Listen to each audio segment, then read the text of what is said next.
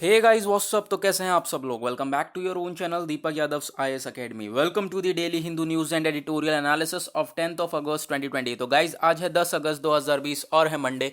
देखेंगे आज का the Hindu complete newspaper. The Hindu complete newspaper को एनालाइज करेंगे from the view point of UPSC and other various competitive exams. Discussion start करने से पहले अगर आपको इन सारी चीज़ों से रिलेटेड पीडीएफ चाहिए और इस द हिंदू न्यूज़पेपर की पीडीएफ चाहिए तो आपको क्या करना है, डाउनलोड करना है टेलीग्राम डाउनलोड करने के बाद सर्च बॉक्स में टाइप करना है Deepak Yadav IAS academy. As you can see click करोगे तो यहाँ पर नीचे ज्वाइन का ऑप्शन आ रहा होगा, ज्वाइन कर लेना, क्योंकि यहाँ पे मैं अभी आपको बताता हूँ क्या क्या चीज़ें मिल जाती हैं आपको। देखो, study material related to UPSC आपको डेली द हिंदू एनालिसिस मिल जाता है in the form of a video हमारे चैनल पर। साथ ही साथ आपको डेली द हिंदू न्यूज़पेपर की पीडीएफ मिल जाती है टेलीग्राम पर, ताकि आप यहाँ पर न्यूज़पेपर इजीली पढ़ सकें। उसके बाद डेली आपको डिजिटल नोट्स प्रोवाइड करे जाते हैं, यानी कि जितने भी करंट अफेयर्स हमारे न्यूज़पेपर में प्रेजेंट होते हैं उनके रिगार्डिंग जितना स्टैटिक पोर्शन होता है आपको प्रोवाइड कर दिया जाता है, ताकि आप स्टैटिक पोर्शन को करंट अफेयर से लिंक कर सकें। That is the main thing in UPSC. साथ ही साथ आपको एनसीईआरटी मिल जाती है, daily answer writing standard books वगैरह आपको यहाँ पे प्रोवाइड कर दी जाती है। और आपको अगर फ्री गाइडेंस चाहिए तो आप फ्री गाइडेंस के लिए दीपक यादव को यहाँ पर फॉलो कर सकते हैं इंस्टाग्राम पर आप आईडी देख सकते हैं दीपक_ नीचे डैश है 10004 के नाम से मेरा अकाउंट है। तो इंस्टाग्राम पर फॉलो कर सकते हैं आप और यहाँ पर अपनी क्वेरीज पूछ सकते हैं। साथ ही साथ आप जो इंस्टाग्राम पर नहीं है वो यहाँ पर फेसबुक पर दीपक यादव के नाम से मेरी आईडी है, यहाँ पर आप देख सकते हैं दोनों जगह एक ही प्रोफाइल है। फेसबुक पे भी जाकर आप मुझसे जुड़ सकते हैं सारे अपडेट्स के लिए, और फेसबुक पर सारे जितने भी इंपॉर्टेंट आर्टिकल्स हैं, जैसे कि हमारे काफ़ी सारे न्यूज़पेपर्स हो गए, जैसे लाइव मिंट हो गया, इकोनॉमिक टाइम्स हो गया, फाइनेंशियल एक्सप्रेस हो गया, उसके बाद इंडियन एक्सप्रेस हो गया, द हिंदू हो गया। तो इन सब से जितने भी इंपॉर्टेंट आर्टिकल्स होते हैं, मोस्ट इंपॉर्टेंट आर्टिकल्स, वो मैं वहाँ पर कट कर करके स्क्रीनशॉट्स लेके या फिर कट कर करके मैं आपको वहाँ पर पोस्ट कर देता हूँ, ताकि आप जो है इंपॉर्टेंट आर्टिकल्स वहाँ पढ़ सकें। तो फेसबुक पे जुड़ने से भी आपको काफ़ी ज़्यादा फायदा होने वाला है। तो गाइस चलते हैं वापस अपने न्यूज़पेपर के ऊपर। आगे बढ़ने से पहले मैं आपको बता दूँ, जो टेलीग्राम का लिंक है वो मैंने डिस्क्रिप्शन में प्रोवाइड कर दिया। आप डिस्क्रिप्शन में से जाके क्लिक करके भी टेलीग्राम को ज्वाइन कर सकते हैं। और अभी तक चैनल को सब्सक्राइब नहीं किया है तो नीचे रेड कलर का बटन आ रहा होगा, एक आप छोटा सा सपोर्ट दिखा सकते हैं। आपको सिर्फ और सिर्फ एक छोटा सा क्लिक करके चैनल को सपोर्ट दिखाना है। सो गाइस आगे बढ़ने से पहले do not forget to subscribe the channel. Now चलते हैं आगे, देखते हैं पेज नंबर 1 पे कौन कौन से आर्टिकल्स हैं which we have to cover and which जो आर्टिकल इंपॉर्टेंट है यूपीएससी के पॉइंट ऑफ व्यू से। सबसे पहले आता है हमारा ये वाला आर्टिकल। डिफेंस मिनिस्टर ने इम्पोज कर दिया है इम्पोर्ट एम्बार्गो। किसके ऊपर? 101 आइटम्स हैं जिनके ऊपर यहाँ पर डिफेंस मिनिस्टर ने इम्पोज कर दिया है। क्या चीज़ करा है? एम्बार्गो। एम्बार्गो यानी कि हम लोग अब क्या करेंगे, दूसरी कंट्री से जो हमारा ट्रेड है, ठीक है, ट्रेड है या फिर ईज ऑफ डूइंग बिजनेस है, उसे रोक देंगे। जो अभी हम 101 आइटम्स वगैरह ले रहे थे, ठीक है, अब यहाँ पर इनको रोक दिया गया है, ताकि क्या कर सकें हम लोग, अपनी इंडिजिनियस प्रोडक्शन को बढ़ा सकें। ठीक है, एक जैसे आप ये भी कह सकते हो आत्मनिर्भर भारत अभियान का तरफ यहाँ पे एक स्टेप है। ये मैंने आपके आज के पीआईबी एनालिसिस में बताया है, क्योंकि हमारे चैनल पे पीआईबी एनालिसिस भी आता है। तो मैंने पीआईबी एनालिसिस में आज के ये वाला आर्टिकल मैंने बताया है। तो हुआ क्या है कि डिफेंस मिनिस्टर ने इम्पोज कर दिया है कि 101 आइटम्स जो हैं उसको अब क्या करा जाएगा, स्टॉप कर दिया जाएगा किसी कंट्री से इंपोर्ट करने के लिए। जो ये 101 आइटम्स होते हैं वो इंपोर्ट नहीं होंगे। अब इंपोर्ट नहीं होंगे तो क्या होगा? अब इंपोर्ट नहीं होंगे तो कंट्री को अपने आप खुद बनाना पड़ेगा। तो उसी के लिए यहाँ पे इंडिजीनियस प्रोडक्शन, यानी खुद की, इंडिजीनियस मतलब खुद की, अब खुद की प्रोडक्शन करनी पड़ेगी, ताकि क्या कर सके कंट्री, अगर खुद की प्रोडक्शन करेगी तो ज़्यादा जल्दी ग्रो अप हो पाएगी। तो गाइज यहाँ पर ये आर्टिकल था, इसको आप याद रख सकते हैं। डिटेल में आएगा article, then we will discuss about it. Now next article जो कि यहाँ पर 3-4 दिन से डेली बेसिस पे आ रहा है, वो इदू की लैंड स्लिप जो हुई है उसके बेसिस पे डेली आ रहा है। क्या कि कितने लोग मर रहे हैं, क्योंकि धीरे धीरे यहाँ पे जो लैंड स्लिप हुई है, जो लोग दबे हुए होंगे नीचे, तो वो धीरे धीरे मिलते जा रहे हैं। तो अभी 43 हो गए हैं, अभी काफ़ी सारे मिसिंग हैं। इसके बारे जो आर्टिकल है इसके बारे में अभी हम एडिटोरियल पे आर्टिकल है इसके बारे में डिस्कस करेंगे। लैंड स्लिप वगैरह के बारे में सारी बातें आज भी हम लोग इसके बारे में जानेंगे। ठीक है, तो चलते हैं वापस पेज नंबर 2 के ऊपर। पेज नंबर 2 पे हमारे लिए कोई आर्टिकल इंपॉर्टेंट नहीं है। पेज नंबर 3 पे भी हमारे लिए कोई इंपॉर्टेंट आर्टिकल नहीं है, क्योंकि सिर्फ इंपॉर्टेंट आर्टिकल्स कवर करेंगे, फालतू में हम लोग यहाँ पर टाइम वेस्ट नहीं करेंगे। पेज नंबर 4 पे आता है हमारा ये वाला आर्टिकल। रेल कॉरिडोर यहाँ पे बनाने की बात करी जा रही है, और वो कहाँ से कहाँ तक आप देखोगे, set to connect 4 major radial routes. 4 major radial routes को कनेक्ट करने की बात हो रही है, किसमें? Indian railways from Delhi passing through Haryana. ठीक है, दिल्ली पासिंग थ्रू हरियाणा। उसके बाद आप देखोगे ये 121 kilometre long Haryana orbital rail corridor running along the कुंडली मनेसर पलवल एक्सप्रेसवे, यहाँ पर इसकी काफ़ी ज़्यादा ज़रूरत है। ठीक है, यहाँ पे हरियाणा और दिल्ली को जोड़ सके इस रेलवे लाइन की काफ़ी ज़्यादा हमें ज़रूरत है, ताकि क्या कर सके, ताकि यहाँ पर ट्रैफिक जो है, ट्रैफिक कंजेक्शन हो जाता है कैपिटल में, यानी न्यू दिल्ली में काफ़ी ज़्यादा ट्रैफिक दिखता है, उसको कम करा जा सके। ये हमारा मेन फोकस रहने वाला है इस रेलवे प्रोजेक्ट को लेकर। तो इसके बारे में हम लोग डिस्कस किया हम लोगों ने। नाउ चलते हैं आगे, पेज नंबर 5 के ऊपर आते हैं। नेक्स्ट आर्टिकल आता है RT-PCR लैब जो है यहाँ पे अपने ऑपरेशन स्टार्ट करेगा 17 में, आज से। ठीक है, यानी पुणे में। पुणे में जो है फैसिलिटी अभी तक नहीं थी, अब यहाँ पे फैसिलिटी क्या हो गई है, आ गई है। तो जो अब रिजल्ट्स वगैरह हैं वो काफ़ी तेज़ तेज़ आने चालू होंगे पुणे में। तो पुणे की बात छोड़ो, अब हमारे लिए इंपॉर्टेंट क्या है इस आर्टिकल में, RT-PCR reverse transcription polymerase chain reaction, इसकी लैब लगा दी गई है, लैब जो है स्टार्ट हो चुकी है वहाँ पर। तो इसके बारे में जान लेते हैं ये एक्चुअली में है क्या, इसका काम क्या है RT-PCR का। तो इसके बारे में नोट्स जो है वो टेलीग्राम पर पढ़े हैं, तो चलते हैं देखते हैं। अब जो ये आपका RT-PCR है, ये आपके GS3 में आएगा, GS2 में हेल्थ में भी आएगा, GS3 में साइंस एंड टेक्नोलॉजी के पॉइंट ऑफ व्यू से आएगा। ठीक है, तो अब RT-PCR के बारे में जान लेते हैं ये एक्चुअली में है क्या। Reverse transcription polymerase chain reaction, ये एक लेबोरेटरी टेक्निक है जो कि क्या करती है, जैसे हमारा वायरस वगैरह हो गया, इसकी जांच करने के लिए टेस्ट किया जाता है। जैसे कि अभी कोविड-19 चल रहा है, कोविड-19 की टेस्टिंग के लिए हमारा ये टेक्निक इस्तेमाल करी जाती है। तो इसका काम क्या है, जो हमारा RNA होता है, राइबो न्यूक्लिक एसिड, इसको ये कन्वर्ट कर देता है DNA में। क्योंकि हमारा जो है वायरस का पता कैसे लगेगा, DNA से लगेगा। तो जो RNA है उसको RNA को कन्वर्ट कर देता है DNA में, और जो हमारा वायरल इन्फेक्टेड RNA होता है, ठीक है, उसको कन्वर्ट करा जाता है DNA में सबसे पहले, देन उसके बाद उसकी टेस्टिंग करी जाती है। अभी आपको कुछ यहाँ पे प्रोसेस पिक्चर के थ्रू देख सकते हैं। जैसे कि मेथड है हमारा PCR का, वो क्या है, पहले नोज़ में से कुछ लिक्विड वगैरह लिया जाता है, स्वैब कलेक्ट करा जाता है। ठीक है, उसके बाद आप देखोगे लैब में लिया जाता है। लैब में लेने के बाद क्या करा जाता है, जो RNA होता है, राइबोन्यूक्लिक एसिड, उसको सेपरेट कर दिया जाता है, कुछ अदर मॉलिक्यूल्स जो प्रेजेंट होता है उसमें, उससे सेपरेट कर दिया जाता है। उसके बाद एक एंजाइम्स यहाँ पर क्या कहलाता है, रिवर्स ट्रांसक्रिप्शन, यानी कि अब यहाँ पर इसको रिवर्स ट्रांसक्रिप्ट करा जाता है, यानी कि जो RNA है उसको कन्वर्ट कर दिया जाता है DNA में।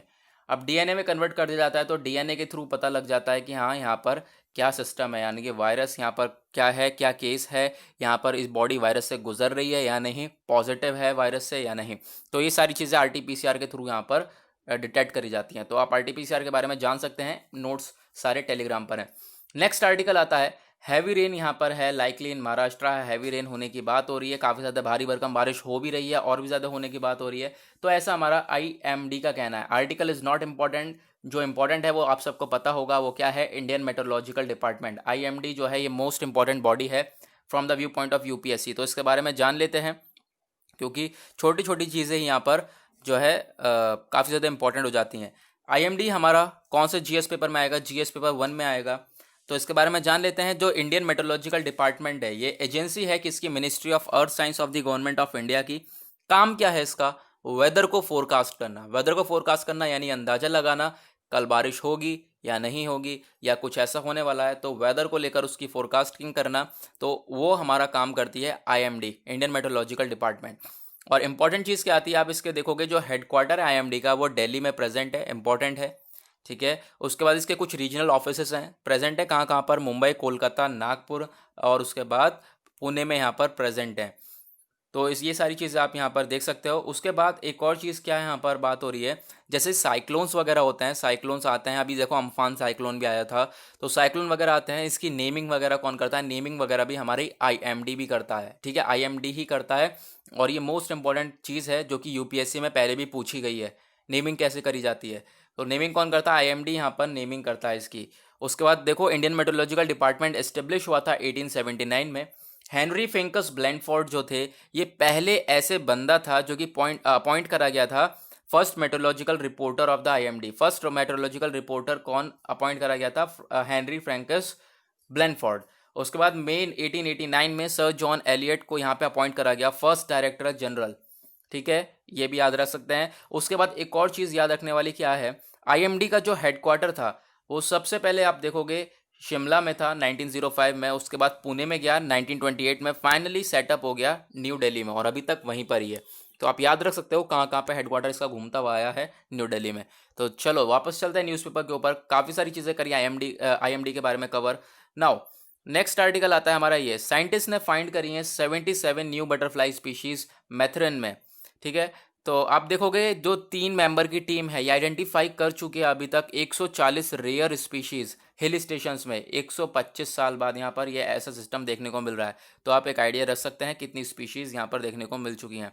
नाउ आते हैं एडिटोरियल पे। एडिटोरियल काफ़ी ज़्यादा इंपॉर्टेंट होता है यूपीएससी के पॉइंट ऑफ व्यू से। तो मैं आपको बता दूं ये वाला एडिटोरियल होने वाला है इंपॉर्टेंट, जिसमें हम लोग बात करेंगे इंडिया और यूएस के रिलेशंस के बारे में। और इसी के लिए आपके लिए एक क्वेश्चन तैयार है जिसके आपको आंसर लिखकर मुझे मेरे इंस्टाग्राम अकाउंट या फिर फेसबुक अकाउंट पे भेजना है, जिसको मैंने अभी स्टार्टिंग में मैंने आपको बता दिया कि प्रोफाइल आपको कहाँ पे जाके मुझे सर्च करके फॉलो करना है। मैंने आपको स्टार्टिंग बता दिया, आप वहाँ पे जाके मुझे सेंड कर सकते हैं। तो आर्टिकल सब हम डिस्कस करते हैं। ये वाला आर्टिकल हमारा इंडिया यूएस के रिलेशंस को लेकर है। ये वाला जो न्यूक्लियर वेपन यहाँ पर अभी बात हो रही है, जैसे कि हमारा न्यूक्लियर बॉम्बिंग हुई थी हिरोशिमा नागासाकी में, तो उसको हमें भूलना नहीं चाहिए, उसके रिगार्डिंग आर्टिकल है। कुछ कुछ चीज़ें इंपॉर्टेंट जो मैंने हाईलाइट कर दी हैं, और एज इट इज़ ये न्यूज़पेपर आपको टेलीग्राम पर भी मिल जाएगा। तो दैट इज़ वाई आपको टेलीग्राम ज्वाइन करना भी यहाँ पर जो है काफ़ी ज़्यादा फ़ायदा मिल जाएगा अगर आप ज्वाइन करते हो तो। नाउ डिस्कस करते हैं हम लोग सबसे पहले अपना ये वाला आर्टिकल। ठीक है, सेफ्टी डेफिसिट।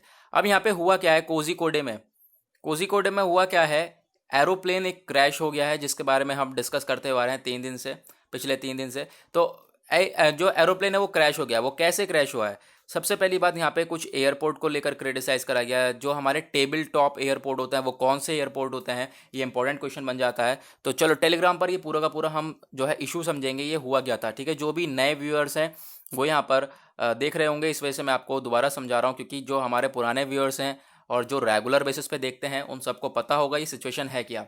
देखो टेबल टॉप एयरपोर्ट्स क्या होते हैं, सबसे पहले आप यहाँ पर देख सकते हो, ये है प्लेट्यू टाइप एयरपोर्ट्स होते हैं। यानी कि आप देखो इस टाइप से, जैसे कि इस टाइप से एयरपोर्ट होते हैं, इधर खाई होती है इधर खाई होती है। तो यहाँ पे हमारे कोझिकोडे में भी एक ऐसा टेबल टॉप एयरपोर्ट है। तो हुआ क्या, यहाँ पे एरोप्लेन लैंड हुआ, आगे तक निकल गया, और जो ये रन अवे था, रन अवे में यहाँ पर ये ओवर रन कर गया, ज़्यादा रन कर गया, तो यहाँ पे इसकी वजह से नीचे जो है गिर गया, तो ये क्रैश हो गया।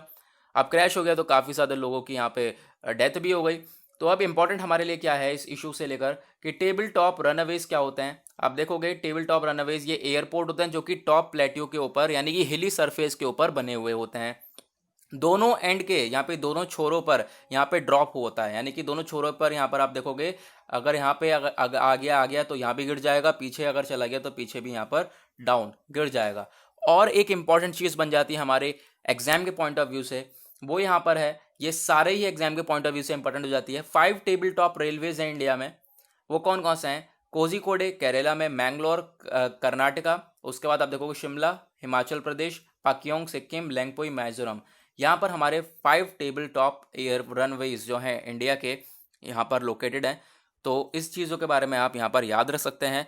अब और क्या बातें हो रही हैं इस आर्टिकल में और चीज़ें बता रही हैं कि हम लोग क्या स्टेप्स उठा सकते हैं इसको रिड्यूस करने के लिए, कि यहाँ पर ऐसे जो सिचुएशन है ना देखने को मिले।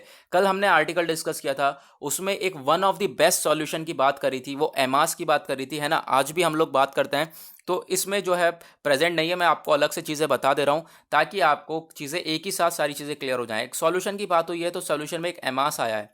एमास यहाँ पर आप देख सकते हो इस तरीके से, जो हमारी ये कहा गया है कि अगर देखो जो हमारा एयरपोर्ट है, टेबल टॉप एयरपोर्ट है मान लो ये, तो अगर फ्लाइट आती है, कोई फ्लाइट के लैंड होने से पहले ही यहाँ पर हम लोग क्या कर देंगे, इस एमास को बिछा देंगे। ठीक है, इस एमास को बिछा देंगे। अब एमास है क्या, आप देखोगे यहाँ पर इसका फुल फॉर्म है इंजीनियर मटेरियल अरेस्टिंग सिस्टम, जो कि यूज़ करी जाती है स्पेशली इंस्टॉल सरफेस के लिए। साथ ही साथ यहाँ पर क्या करेगी, वो क्विकली स्टॉप कर देगी एयरक्राफ्ट को आगे बढ़ने से। ठीक है, यानी कि एयरक्राफ्ट जो है वो खाई में गिरने से भी बच जाएगा। तो आप देखोगे यहाँ पे आपने देखा होगा कि जैसे ही वो इस पे लैंड करेगा, जैसे यहाँ पर ये ब्लॉक्स जो हैं इस ब्लॉक्स के ऊपर लैंड करेगा, वैसे इसके टायर धंस जाएंगे अंदर। अब टायर धंस जाएंगे अंदर तो आगे तक ऐसे रगड़ते रगड़ते जाएंगे और ये इसको बचा सकते हैं आगे गिरने से। ठीक है, और आप देख सकते हो अगर ऐसी फोर्स लग रही है तो फिर यहाँ पे ऑब्वियस सी बात है जो हमारा एयरक्राफ्ट है वो ज़्यादा आगे तक नहीं जा पाएगा। तो एक सॉल्यूशन ये था कि एमास को इंस्टॉल करा जाए सारे ही एयरपोर्ट्स के ऊपर। ये यूएस की तरफ से लॉन्च करा गया है। तो एमास के बारे में डिस्कस किया हमने, इशू भी डिस्कस कर लिया और इसका सॉल्यूशन क्या है वो भी डिस्कस कर लिया। नाउ नेक्स्ट आर्टिकल आते हैं, एक न्यू डायरेक्शन है इंडिया यूएस टाइज के लिए, यानी कि क्या सिचुएशन हो सकती है इंडिया और यूएस के रिलेशंस, और यहाँ पर क्या एक दूसरे की मतलब इंडिया को और यूएस को, एक दूसरे को, इन दोनों को किस किस की ज़रूरत है और किस किस चीज़ में ज़रूरत है, इसके बारे में बात करेंगे। उससे पहले आप देखोगे जो यहाँ से आर्टिकल स्टार्ट हुआ है, यहाँ तक जो स्टार्ट हुआ है, ठीक है, यहाँ से यहाँ तक जो खत्म हुआ आर्टिकल, ये पूरा पास्ट के बारे में है कि इंडिया यूएस के रिलेशंस कैसे हैं। इसको हम एक आंसर राइटिंग फॉर्म में डिस्कस करेंगे जो कि हमारे टेलीग्राम पर पोस्ट है। उसके बाद कुछ चीज़ें जानेंगे हम अपने न्यूज़पेपर में से। तो चलो कवर करते हैं उसे भी। तो अभी आपके लिए यहाँ पर एक क्वेश्चन भी है। क्वेश्चन ऑफ द डे क्या है आपके लिए, 21st सेंचुरी में जो इंडिया और यूएस के रिलेशंस हैं, काफ़ी सारे रीजंस फाइंड करें हैं इस एक स्ट्रेटेजिक कन्वर्जेंस बनाने के लिए, ठीक है, काफ़ी सारे रीजंस हैं। हाउएवर यहाँ पर pressing need to weed out the divergence, अब यहाँ पे जो कमियां हैं उसको कैसे यहाँ पे आप इसको बता सकते हो कि उसको कैसे टैकल आउट करी जाएंगी। कमियां और खूबियां दोनों के दोनों बताओगे आप, दोनों के जो रिलेशंस हैं, और अब मैं आपको डिस्कस करके बताऊंगा ताकि आप एक अच्छा आंसर जो है फ्रेम कर सकें। ताकि मैं यहाँ पर आप देख सकते हो कि मैं आपको जो है एक आर्टिकल ऐसा बताता हूँ एक आंसर राइटिंग फॉर्म में, आपको इससे आइडिया भी लग जाता है कि हाँ आंसर कैसा लिखना है। तो जो हमारा इंटरनेशनल रिलेशंस है, ठीक है, जीएस पेपर 2 में हमारे एक टॉपिक है इंटरनेशनल रिलेशंस, मोस्ट इंपॉर्टेंट यहाँ पे टॉपिक है। उसमें आता है हमारा ये करंट अफेयर का टॉपिक इंडिया यूएस का रिलेशंस। तो इसको हम डिस्कस करेंगे। तो आप देखोगे पहले रिसेंटली जो यूएस के प्रेसिडेंट हैं डोनाल्ड ट्रंप, ये इंडिया आए, और ये और भी चीज़ें क्या बताई जा रही हैं, जो अभी तक के 9 प्रेसिडेंट हुए हैं, अभी तक जो 9 प्रेसिडेंट इलेक्ट हुए हैं अमेरिका में, उसमें से जो 3 प्रेसिडेंट हैं, 3 यूएस प्रेसिडेंट वो इंडिया विजिट कर चुके हैं। ये दर्शाता है कि हाँ इंडिया से रिलेशंस अच्छे हैं। काफ़ी सारे रीजंस हैं आप देखोगे, जैसे कि India economic ascent, rise of an assertive China, India place on the global high table, ये काफ़ी सारे रीजंस बन जाते हैं जो कि इंडिया और यूएस को शिफ्ट करते हैं, उनका जो रिलेशंस है वो स्ट्रेंज्ड डेमोक्रेसी से लेकर शिफ्ट करते हैं उनको स्ट्रेटेजिक पार्टनर्स पर। अब यहाँ पर क्वेश्चन उठता है ये स्ट्रेंज्ड डेमोक्रेसीज होती क्या हैं। यूएस और इंडिया जो दोनों की दोनों काफ़ी पुरानी डेमोक्रेसी है और लार्जेस्ट डेमोक्रेसी भी हैं, और जो स्ट्रेटेजिक पार्टनरशिप होती है वो पोस्ट कोल्ड वॉर एरा के बारे की बाद की बात है, आफ्टर 1991 की, जो कि एक स्ट्रेटेजिक एलाइज में जो है टर्न हो चुकी है इंडिया और यूएस के रिलेशनशिप, ठीक है। तो अभी आप यहाँ पर देखोगे बीच में कुछ ऐसी सिचुएशन बनी थी कोल्ड वॉर के टाइम पर, जो इंडिया को टाइटल दे दिया गया सोवियत यूनियन का, जिसकी वजह से यूएस को क्या हुआ, यूएस थोड़ा सा सॉफ्ट हो गया, थोड़ा सा झुक गया पाकिस्तान की तरफ। तो पाकिस्तान की तरफ झुका तो यूएस और चाइना में रिलेशंस भी अच्छे हो गए। लेकिन फिर उसके बाद आप देखोगे आज के टाइम पे सिचुएशन क्या बनी हुई है कि यूएस और इंडिया के रिलेशंस काफ़ी ज़्यादा अच्छे हैं। कॉन्टेक्स्ट में देखें तो यूएस के जो प्रेसिडेंट हैं उन्होंने काफ़ी ज़्यादा मजबूत करके चले, अपनी पार्टनरशिप बना के चली इंडिया और यूएस के बीच में। तो उसके बाद देखोगे कुछ की टेकअवेज देखेंगे इस विजिट से। जो एग्रीमेंट है साइन करा गया था डिफेंस परचेज के लिए, यहाँ पर आप देखोगे वर्थ $3 बिलियन का, जिसमें से आप देखोगे अमेरिकन हेलीकॉप्टर्स हो गए, has led to both sides signalling more cooperation in defence military exercise and technology sharing. पूरी की पूरी बात हो रही है कि जो टेक्नोलॉजी है उसमें शेयर करता है इंडिया और हमारा यूएस। और मेमोरेंडम ऑफ अंडरस्टैंडिंग जो यहाँ पे क्या बताता है, ये साइन करी गई थी पेट्रोनेट के लिए, ताकि जो अमेरिका गैस कंपनी है यहाँ पर जो है अमेरिका गैस कंपनी में इन्वेस्टमेंट करा जाएगा, इसके लिए यहाँ पर जो है दोनों के बीच में चीज़ें साइन हुई थी। अब यहाँ पर देखो एक कमर्शियल एग्रीमेंट हुआ था जिसमें कहा गया था वेस्टिंग हाउस जो है अब बिल्डअप करेगा 6 न्यूक्लियर रिएक्टर आंध्र प्रदेश में अमेरिका के, ठीक है। अमेरिका यहाँ पर अमेरिका के जो वेस्टिंग हाउस है उसमें जो वहाँ का जो 6 न्यूक्लियर रिएक्टर को जो है यहाँ पर इंस्टॉल करा जाएगा आंध्र प्रदेश में। Along with these two leaders share among some strong language in reference embrace China's hegemony. देखो अब हुआ क्या है कि चाइना से हटकर अभी चाइना सिचुएशन देखोगे, चाइना कैसी बना देता है सब जगह पर। तो चाइना के खिलाफ यहाँ पर अब ये दोनों चल रहे हैं, दोनों के यहाँ पर जो है आप देखोगे काफ़ी ज़्यादा एक होकर चल भी रहे हैं, दोनों ही अगेंस्ट है बिल्कुल चाइना के। अब यहाँ पर यहाँ डाइवर्जेंस की बात करेंगे कि यहाँ पर कमियाँ क्या क्या हुई दोनों के रिलेशंस के बीच में, यहाँ पर क्या क्या जो है खराबियाँ थी। ट्रेड डील, एक तो ट्रेड डील बहुत कमज़ोर है। आप देखोगे कि जो टैरिफ वगैरह है यहाँ पर इसको लेकर बात हो रही है। अब देखोगे जो ट्रेड है काफ़ी ज़्यादा major bone of contention between India and US. क्योंकि होता क्या है, यहाँ पर डोनाल्ड ट्रम्प ने क्या करा, काफ़ी ज़्यादा हाई इम्पोर्ट ड्यूटीज़ लगा दी कि यहाँ पर अगर हम लोग कोई चीज़ें देंगे भी, एक्सपोर्ट करेंगे, तो वहाँ पर काफ़ी ज़्यादा चीज़ उसके ऊपर पैसा वगैरह लगाया जाएगा, तो फिर हमें ही ज़्यादा लॉस होगा। तो उसकी वजह से यहाँ पर ट्रेड डील में जो है हमारी कमज़ोरी दिखी। आप देखोगे जो जीएसपी है उसको भी यहाँ पर, इस जीएसपी स्कीम को भी यहाँ पे टर्मिनेट कर दिया था, हटा दिया गया था ट्रम्प एडमिनिस्ट्रेशन ने। अब ये जीएसपी स्कीम क्या होती है इसको मैं अभी लास्ट में बताऊंगा आपको। उसके बाद यहाँ पर आप देखोगे GSP list, removal from the GSP list, यहाँ पे आप देखोगे जीएसपी लिस्ट को रिमूव कर दिया। जीएसपी की फुल फॉर्म क्या है, जनरलाइज्ड सिस्टम ऑफ प्रेफरेंस, तो इसको रिमूव कर दिया। ये स्कीम कौन सी है मैं अभी आपको लास्ट में बताऊंगा। उसके बाद देखोगे जो ट्रेड में काफ़ी ज़्यादा इन दोनों का वो दिखा, दोनों के जो है रिलेशन ज़्यादा अच्छे नहीं दिखे। उसके बाद आप देखोगे ऑल्सो यहाँ पे यूएस है, US has long demanded greater access to American agriculture and dairy products for India, protecting its domestic agriculture and dairy interest was a major reason to walk out of the regional comprehensive economic partnership agreement. यानी कि US ने demand करा काफ़ी ज़्यादा अपने agriculture, American agriculture के लिए, dairy products के लिए, लेकिन इंडिया ने खुद के लिए प्रोटेक्ट करा। ठीक है, खुद के लिए प्रोटेक्ट करा, तो उसी की वजह से जो हमारा क्या हुआ, आरसीईपी एग्रीमेंट से जो है वो बाहर हो गया। ठीक है, मतलब आउट हो गया। और ये आरसीईपी क्या है, रीजनल कॉम्प्रहेंसिव इकोनॉमिक पार्टनरशिप, क्या, ये भी मैं आपको लास्ट में बताऊंगा। उसके बाद देखोगे in return Pakistan wants the US to engage, यानी कि आप देखोगे पाकिस्तान जो है, पहली बात तो अब जब ये सिचुएशन देखने को मिली जो कश्मीर में अभी यहाँ पर देखने को मिला, कश्मीर इशू, पाकिस्तान इंगेज करा यूएस से और कहा यूएस को कि ये जो कश्मीर का इशू है इसको इंटरनेशनलाइज करा जाए और यहाँ पे इंटरनेशनलाइज लेवल पे इसको देखा जाएगा। लेकिन इंडिया ने क्या बोला, इंडिया ने बोला कि ये जो चीज़ है ये मेंटेन होंगी सिर्फ और सिर्फ बायलेटरल इशू में, इंडिया पाकिस्तान के बीच में कोई थर्ड पार्टी इसमें एंगेज नहीं कर सकती और नहीं करेगी। ठीक है, तो इसी की वजह से यहाँ पे दोनों के बीच में थोड़े बहुत यहाँ पे कम वो आ गया, दरार आ गई। उसके बाद जो इंटरनेशनल इश्यूज देखोगे इंडिया में, India US strong strategic partnership, ये बेस्ड है शेयर्ड वैल्यूज ऑफ डेमोक्रेसी के ऊपर, rule of law, religious freedom, protection of minorities. लेकिन जो आर्टिकल 370 हटाया गया, ठीक है, उसको लेकर जो है हमारा यूएस भी ऐसा ही हो गया। तो आप देखोगे क्या कहा गया, यूएस जो है इन चीज़ों को हैंडल करना चाहता था। आप देखोगे यूएस सबसे पहले बात बीच में पड़ता है सबके, तो यूएस हैंडल करना चाहता था लेकिन इंडिया ने हैंडल नहीं करने दिया। अब कन्वर्जेंस की बात करें कि हाँ यहाँ पर फ़ायदे क्या क्या इंडो और यूएस के रिलेशंस के बीच में, आप देखोगे जो पोस्ट कोल्ड वॉर एरा के बारे में इंडिया के जो रिलेशंस है यूएस के साथ, डिफेंस को और स्ट्रेटेजिक इश्यूज़ को लेकर वो काफ़ी ज़्यादा मजबूत हुए हैं डिफेंस को लेकर। ठीक है, तो दोनों साथ में खड़े रहते हैं डिफेंस को लेकर। एक फाउंडेशनल मिलिट्री एग्रीमेंट करा गया जो कि अलाउ करता है दोनों को जो शेयर करने के लिए, क्या शेयर करेगा दोनों, कम्युनिकेशन और इक्विपमेंट। ठीक है, change in US export control laws, जो कि इंडिया के लिए यहाँ पर जो है प्रिविलेज की बात है, category of NATO and non NATO US allies में इसको डाल देता है। उसके बाद देखोगे जो साइनिंग हुआ है इंडस्ट्रियल सिक्योरिटी एनेक्स, जो कि अलाउ करता है ग्रेटर कोलैबोरेशन इन दो कंट्रीज़ के बीच में।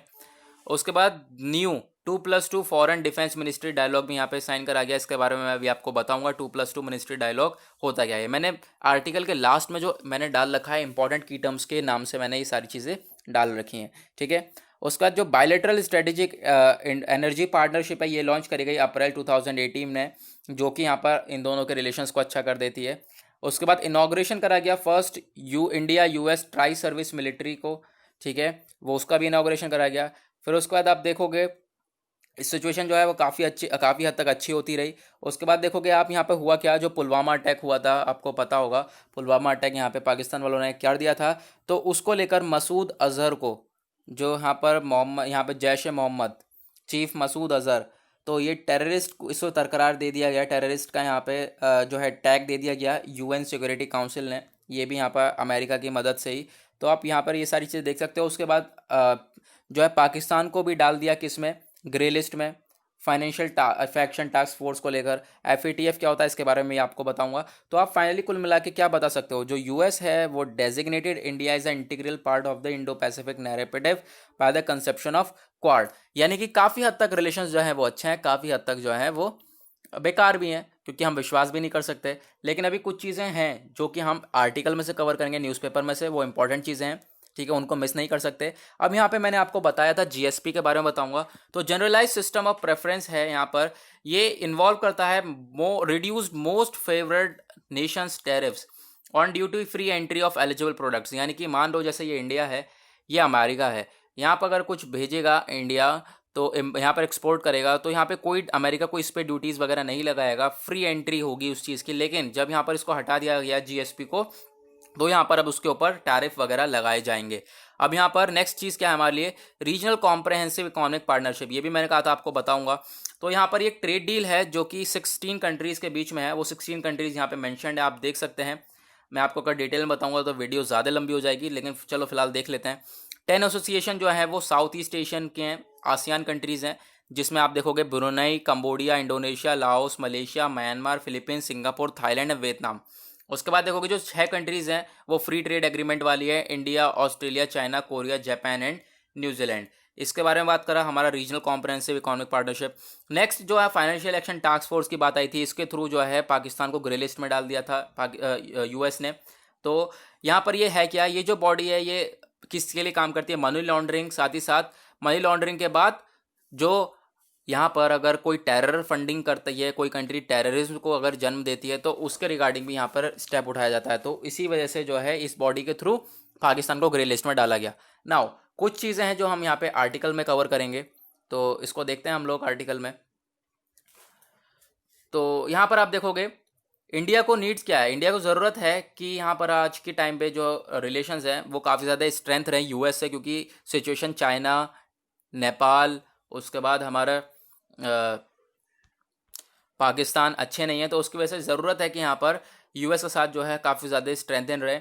उसके बाद जो यूएस को भी ज़रूरत है इंडिया की, ताकि जो अफ़गानिस्तान में इंडिया क्या कर सकता है, दो ट्रूप्स वगैरह को, उनके यूएस के ट्रूप्स वगैरह को छुड़वा सकता है, रिलीव कर सकता है। उसके बाद इंडिया को ज़रूरत है यूएस के सपोर्ट की, ठीक है।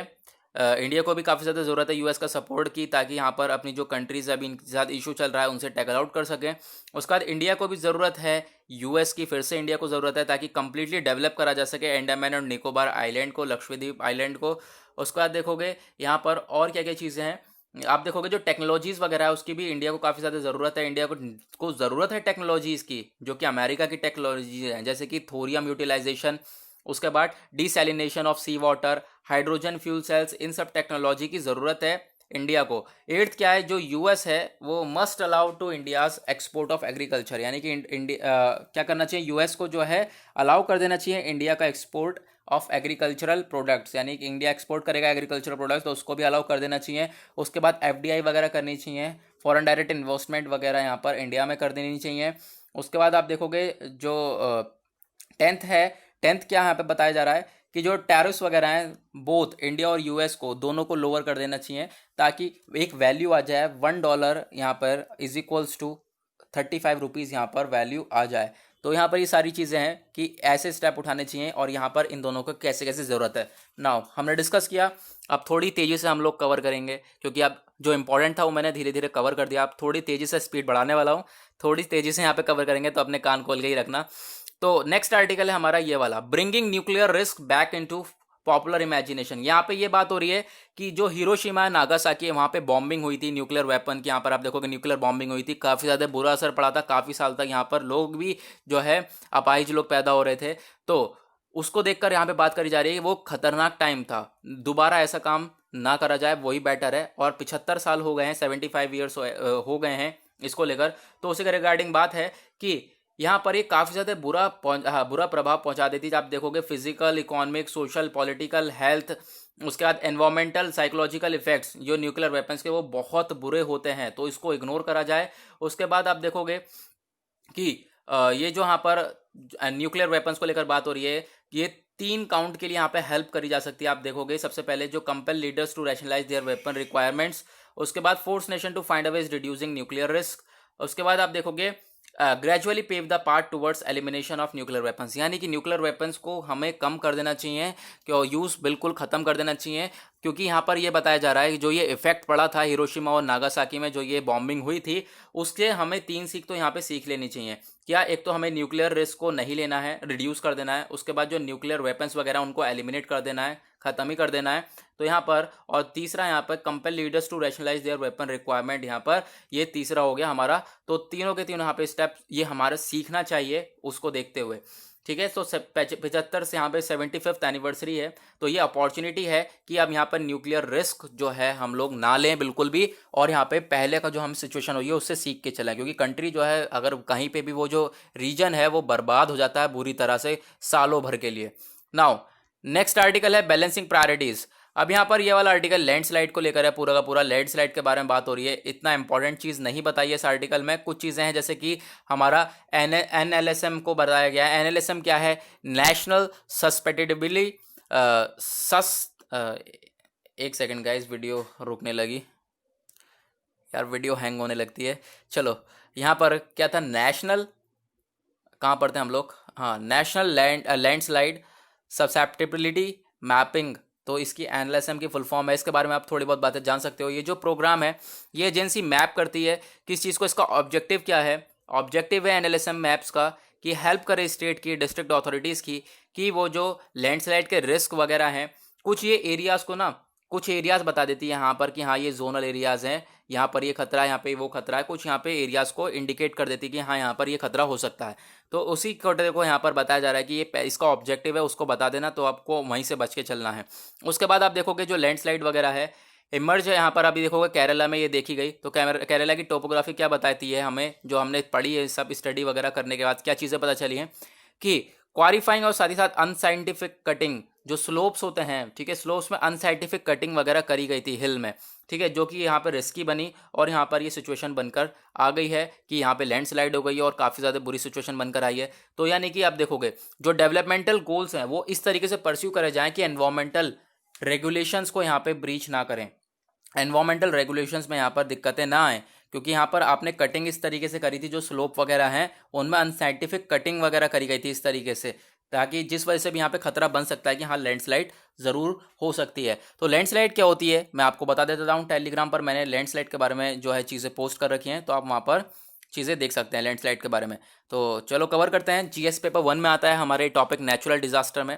लैंडस्लाइड डिफाइन करता है कि जो हमारा, जो समझ लो ये पहाड़ टाइप का है, ठीक है, यहाँ से जो एरिया है इतना ये कट के नीचे गिर जाता है, ठीक है। तो अभी आप यहाँ पर देख सकते हो, ये पिक्चर है मैंने लगा रखी है। आप यहाँ पर देखोगे जैसे कि ये एरिया इतना था यहाँ पे, ठीक है, ये एरिया इतना था, लेकिन हुआ क्या, ये इतना एरिया कट के यहाँ पर नीचे गिर गया, लैंडस्लाइड हो गई, ठीक है। अब लैंडस्लाइड हो गई तो क्या हुआ, यहाँ पे जो नीचे लोग रह रहे होंगे या फिर लोग कोई भी होगा नीचे, तो उसके ऊपर अगर गिरेगा तो ऑब्वियस ही है उसकी डेथ होनी है। तो यहाँ पर हमने लैंडस्लाइड के बारे में कवर किया। नेक्स्ट चलते हैं आगे, पेज नंबर 7 के ऊपर आते हैं। आर्टिकल ये है हमारा, कोविड-19 डेथ जो है वो काफ़ी ज़्यादा हायर है जितनी रिपोर्ट करी जा रही है, ठीक है। ऑब्वियस ही बात है क्योंकि काफ़ी ज़्यादा हायर बताई जा रही है। आर्टिकल हमारे लिए इंपॉर्टेंट क्यों है, बस खाली एक छोटी सी चीज़ है जिसको आपको जानने के लिए ज़रूरी है। Medical certification of cause of death, MCCD, यहाँ पे जो सर्टिफिकेशन है ये वेब पोर्टल है। वेब पोर्टल हर साल इसे अपडेट करना चाहिए, तो ये अपडेट वगैरह नहीं होता है। 2017 को ये लास्ट अपडेट हुआ था, जिसमें अवेलेबल होता है कितने लोग की डेथ हुई है, ये सारी चीज़ें हुई हैं। तो यहाँ पर ये हमारे पास इस चीज़ का डेटा जो है वो बहुत ज़्यादा कमी है, जैसे कि हम काफ़ी बार डिस्कस कर चुके हैं, डेटा को नहीं छुपाना चाहिए। उसके बाद नेक्स्ट आर्टिकल है, ये भी डेटा के ऊपर है। जो डेटा है वो जो पर्सनल डेटा है, यहाँ पर आप देखोगे पर्सनल डेटा को हम लोगों को क्या करना है, प्रोटेक्ट करके रखना है, ठीक है। तो उसी के रिगार्डिंग आर्टिकल है कि जो पर्सनल डेटा है उसको प्रोटेक्ट करके रखना है हम लोगों को। किसी तरीके से वहाँ पे अगर वो बाहर पहुँचता है तो वो काफ़ी ज़्यादा ह्यूमिलिएशन के लिए उसका ह्यूमिलेशन को लीड कर सकता है। किसी पर्सन की फीलिंग्स को, उसकी यहाँ पे फीलिंग्स उसकी ह्यूमिलेट हो सकती हैं, पब्लिकली टारगेट हो सकती हैं। तो यहाँ पर उसको हमें जो डेटा है पर्सनल डेटा, उसको प्रोटेक्ट करके रखना पड़ेगा। नाउ पेज नंबर 8 पे आते हैं। पेज नंबर 8 पे कोई आर्टिकल इंपॉर्टेंट नहीं है। पेज नंबर 9 के ऊपर आते हैं। PM ने लॉन्च करा है फार्म इंफ्रा स्कीम, ठीक है। फार्म इंफ्रा स्कीम यानी कि फार्मर्स के लिए जो स्कीम लॉन्च करी है, जिसके बारे में हमने आज के PIB एनालिसिस में भी बातें करी हैं। तो 17,000 करोड़ रुपए यहाँ पे रिलीज करे गए हैं, अबाउट 8.5 करोड़ फार्मर्स के लिए, ठीक है, अंडर PM किसान प्लान। PM किसान प्लान के अंडर में 17,000 करोड़ रुपए रिलीज करे गए हैं 8.5 करोड़ फार्मर्स के लिए। उसके बाद देखोगे जो पैकेज है पूरा का टोटल पैकेज कितने का यहाँ पे अनाउंस करा गया है, 1 लाख करोड़ रुपए यहाँ पे एग्रीकल्चर इंफ्रास्ट्रक्चर के लिए यहाँ पर फंड लगाया जाएगा, जो कि सेटअप करेंगे स्टोरेज वगैरह, कोल्ड स्टोरेज, प्रोसेसिंग फैसिलिटीज़, ताकि जो फार्मर्स हैं उनको अच्छा खासा पैसा मिले उनकी फसल का, ठीक है। तो यहाँ पर हमने स्कीम के बारे में पढ़ा। उसके बाद यहाँ पे चलते हैं आगे। नेक्स्ट आते हैं हम लोग पेज नंबर 10 के ऊपर। पेज नंबर 10 पे आता है amid pandemic India and Pakistan spar over Indus water talks. Indus water talks के ऊपर बात होनी थी तो उसको अभी होल्ड कर दिया गया है। जो मीटिंग है उसको अभी यहाँ पर नहीं करी जा रही है। ठीक है, पाकिस्तान कह रहा है मीटिंग करो, लेकिन इंडिया नहीं कर पा रहा है अभी। उसके बाद यहाँ पर आप देखोगे जो अंडमान और निकोबार है, यहाँ पर मैरीटाइम हब बनने वाला है, क्योंकि जो पीएम है यहाँ पे इनॉग्रेट करने वाला है submarine optical fibre cable between Chennai and the island today. यहाँ पर ये काम होने वाला है, तो इसके बीच में कनेक्टिविटी काफ़ी ज़्यादा अच्छी हो जाएगी। नाउ पेज नंबर 12 के ऊपर यहाँ पे एजुकेशन प्लस कोई इंपॉर्टेंट आर्टिकल नहीं है।